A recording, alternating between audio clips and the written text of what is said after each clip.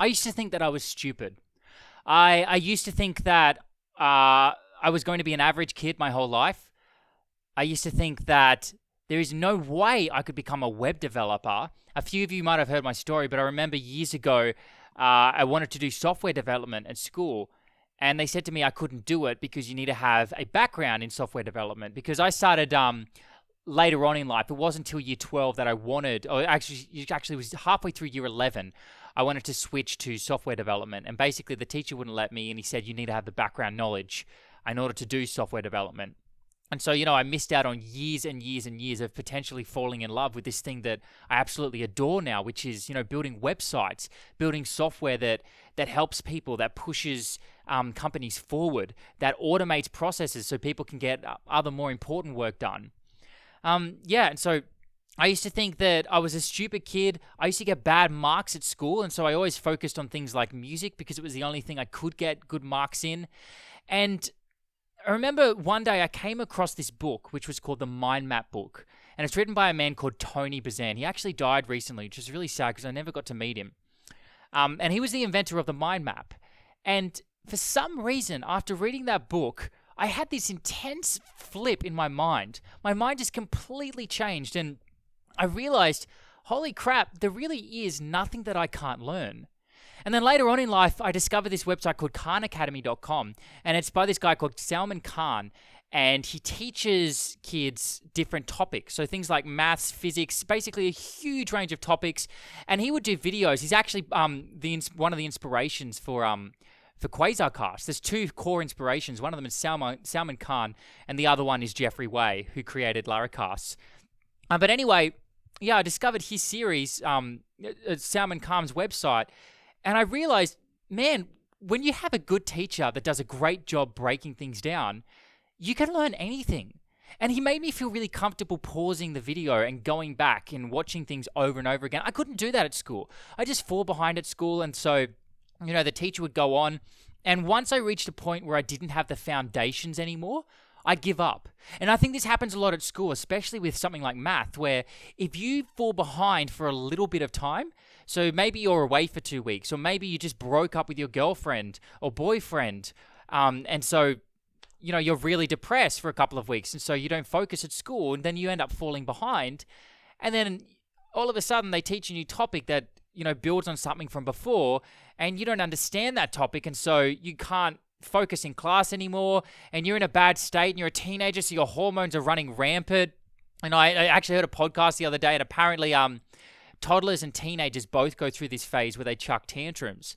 And it turns out that these tantrums are a part of our brain's, our prefrontal cortex development. And they're actually a really important part of development. So a lot of teenagers are basically, spaced out, finding it really difficult to concentrate in class. And it turns out teenagers actually need a lot of sleep, and teenagers have different circadian rhythms. So some teenagers are early risers naturally. Some teenagers aren't early risers naturally, and those people get penalized because they're getting worse sleep at a time when their brains are developing. Anyway, I'm going on a bit of a tangent here, but the point is, I was always really tired at school. I would, often put my head into my hands and rest my head on my desk, and people would say, Luke, you all right? They think there was something wrong with me. I was depressed. And I'm like, no, I'm just really tired. And so I did really bad at school. I did really bad at math. I did bad at English. I did bad at everything except for music, because that was something that I really adored, something that I really loved. And so I always used to assume that I was a stupid kid. By the way, I'm going somewhere with this. And then eventually, I discover Salman Khan, I discover his videos, and I loved his teaching style. And I love that if I didn't get something, I just go for a little 20-minute walk or so. I grab something to eat, I chill, I talk to my friends, my housemates at the time, and then I go back and I rewind the video a bit, and then I watch it again, and then I go back and I watch the video again if it didn't make sense to me. Some of those videos I'd watch about 10 times. But the point is, I'd eventually get it. And sometimes I would watch those videos and I get like 7 minutes in and go, I have no idea what's going on here. This is so confusing to me. And then I'd snap back into that state of thinking there's something wrong with me. I'm stupid. I'm not smart. I'm the kid who couldn't get good grades at school. I'm the kid who just kept failing at things. All this negative talk would come back into my head. But then I'd remember, I don't know why, but this book by Tony Buzan just integrated itself into my brain. It was called the Mind Map book, and then I'd remember what he said, that he'd tell you about how our brains are incredibly capable, and the key is revision. You just need to keep going back to these concepts, and eventually they'll click and make sense. And so, yeah, like I said, I get 7 minutes in these videos. I think I was stupid, but then I'd say, no, I just don't get it yet. I need to break it down more. So I'd go back to the start of the video, and then I'd stop it the moment I didn't understand something, and I'd go back a little bit, and then I'd do some Googling, and then I'd wait till I understood it, and then keep playing the video. And then, sometimes, and I get this with Laracast videos as well, and I get this with other videos. Sometimes it would be a 10-minute video, and it would take me days to get through that video. I am not kidding. I remember learning about service providers in Laravel and Laracast, and that whole series on service providers, or it was more advanced Laravel concepts, it took me over a month to finish that series. And I went back and watched that series again a couple of months later. And then I went back and watched it again a couple of years later. And every time I went back, I get it more and more. And more stuff would start to click, and it would all start to make sense. And see, this is the thing. We get this idea in our head that we're stupid because we don't have the underlying knowledge. Knowledge builds on prior knowledge. And the problem is, if you start trying to learn something and you don't have the foundation to learn that thing, your brain is immediately going to say to you, this doesn't make sense to me. Stop learning it. This is hurting me. Your brain will say, this is hurting. I don't like it. I'm uncomfortable. Why don't you just do stuff that's comfortable to you, like watching television? Why don't you go eat some food so that you feel good again? And, your brain gets into this uncomfortable state, and it tries to protect you by stopping you from learning. And that's why we quit. That's why we say to ourselves, I'm not going to bother anymore. This is too hard. I quit. And we get that negative self-talk. It's just our brain doing its job. It's trying to protect us.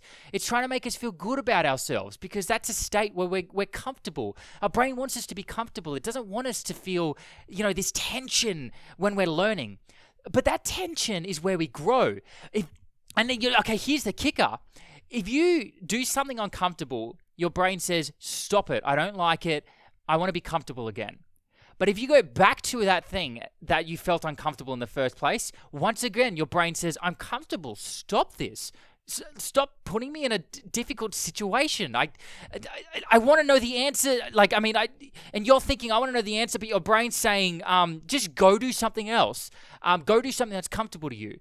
But then you come back a third time, and then your brain starts to realize, oh, this is my reality now. I need to find an answer to this.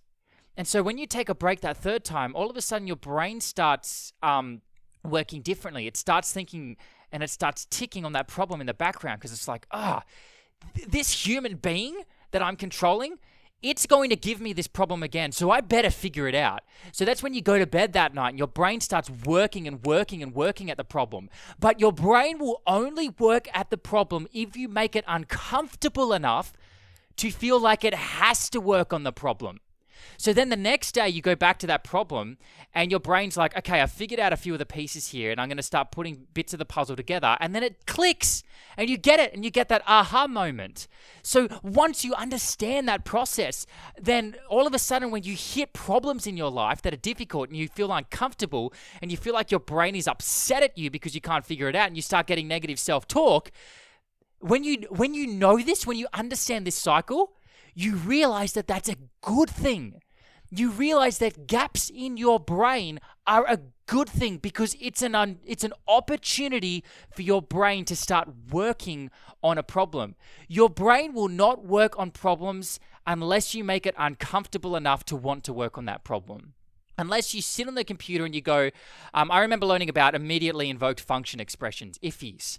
That concept was complicated, and if I'm honest, in hindsight, I never actually use it in my day-to-day work, but it was hard. And there was this video called The JavaScript Road Trip that I watched at the time to learn it. Really great teacher who's on that. His name was Milhouse, I think, and I think, was that his house? No, something Milhouse. Anyway, his name escapes me. But it's a really great series, but I got really stuck with this video, and my brain was just tired. It was exhausted trying to figure this stuff out. And I couldn't wrap its head around why I actually needed to know this and what was the point of immediately invoked function expressions. And once again, though, I remember stressing my brain out trying to figure this out. and then going to bed that night, waking up the next morning, sitting in front of my computer and watching that video again, and it all made sense. It was the weirdest experience, and I bet you felt it too in your life. Or I went back to it, and it just all clicked. Everything clicked. Yeah, so anyway, that's what I wanted to share with you all in this podcast, and this is all to say one thing. That's why my tagline at the end of every single one of these podcasts is, there is nothing you can't build. And hopefully you're starting to understand that this isn't just a tagline. This is something I genuinely believe. I genuinely believe that if you give me any web developer that's having problems with a concept, if I can have a bit of time with that developer, even if they're like super, super new and it's a really advanced concept, given enough time, I can teach that developer that concept. All you need to do is keep building the blocks that lead up to that concept. And if you can eventually get them there, which you can with enough time, if they're willing to go back, feel that feeling of a stressed out brain, go to bed and repeat that cycle over and over again, then absolutely there is nothing you can't learn. I believe that 100%, and I've proven it to myself many times, and I've proven it to other people many times as well. I remember I used to be a piano teacher, and the ones that kept going back to it and forcing themselves to get into an uncomfortable state with their brain, to force themselves to keep practicing even when they felt like they didn't want to, those are the ones that ended up being successful, the ones that reviewed. Reviewing is basically the key concept here, but it's more than reviewing. It's more than just revision. It's because you're not going to review something if you don't truly believe in yourself, if you don't truly believe that you will eventually get it. And so that's what I want to leave you with at the end of this podcast, and that's what I want to leave you with at the end of every single podcast. There truly is nothing you can't build, because there is nothing you can't learn.